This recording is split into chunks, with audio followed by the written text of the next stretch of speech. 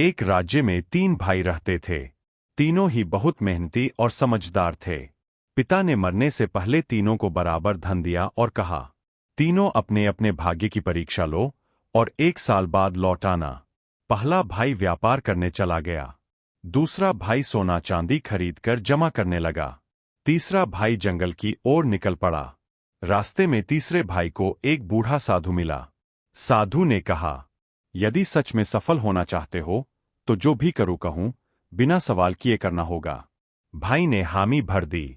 साधु ने कहा, पास के गांव से नमक खरीदो और हर दिन नदी में डालते रहो जब तक सब खत्म न हो जाए।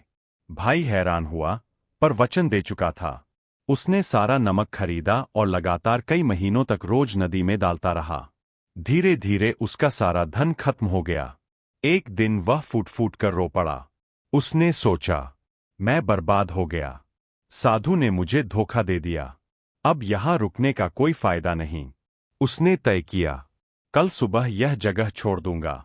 जब वह जाने की तैयारी कर रहा था, तभी अचानक नदी में हलचल मच गई। जिस नदी में वह नमक डालता था, वहां मछलियां असामान्य रूप से इकट्ठी होने लगीं। दरअसल नमक की वजह से नदी का एक हिस्सा साफ और मीठा हो गया था, जिससे बहुत कीमती मोती पैदा होने लगे थे। मछलियों के राजा ने आदेश दिया, जिस इंसान ने हमें यह वरदान दिया है, उसे इन मोतियों से सम्मानित करो।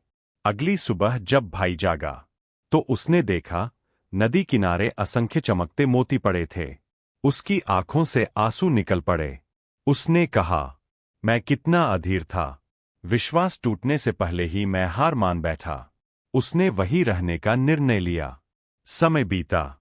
1 साल बाद तीनों भाई मिले। व्यापारी भाई को लाभ भी हुआ और नुकसान भी।